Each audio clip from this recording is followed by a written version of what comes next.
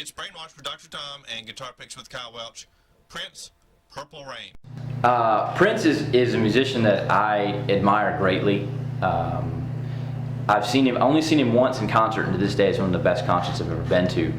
And a lot of people just know him, kind of for the singing and the thing that he does. But he's a fantastic guitar player. But not only is he a fantastic guitar player, when I saw him live, he played like every instrument throughout his set. He played piano, he played bass, he played everything. And I just picked Purple Rain mostly because of the lick in the end of that song. It's really simple. It's only about 4 notes, but as the song is kind of fading out, you get this.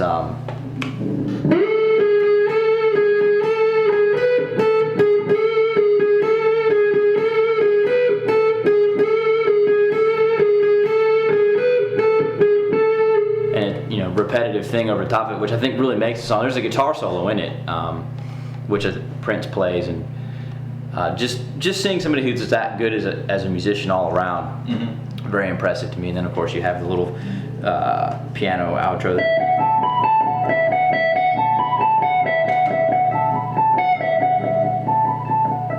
So the whole song, just fantastic piece of work.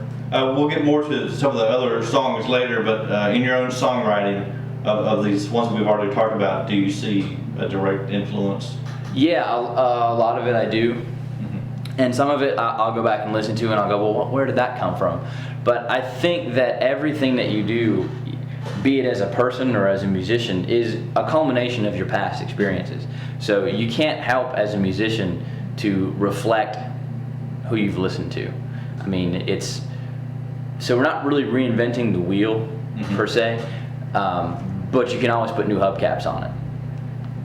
Being, okay, I grew up listening to these guys and I studied listening to Led Zeppelin, but now how am I going to do it in my own way? Or I studied, jazz, or I studied whatever it is that you may have studied.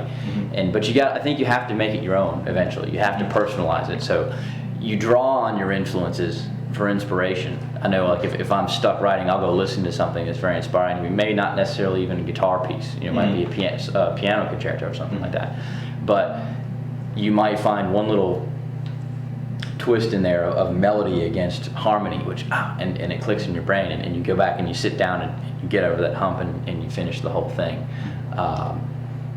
So as far as my music goes, I do all instrumental pieces. But going back to the thing we were talking about the storytelling, I like to start with an idea or a motif, if you will, and generate that throughout the song. So we eventually will come back to it, or you'll hear it or somewhere else in the song. And so you're hearing the whole story, but with no words, which makes it even more difficult, I think, to do. But at the same time, it's easier because you don't have to worry about did I get the rhyme scheme, and is that the way that works? So it's a little give and take. But I really didn't start to appreciate Prince though until I was probably in my early 20s.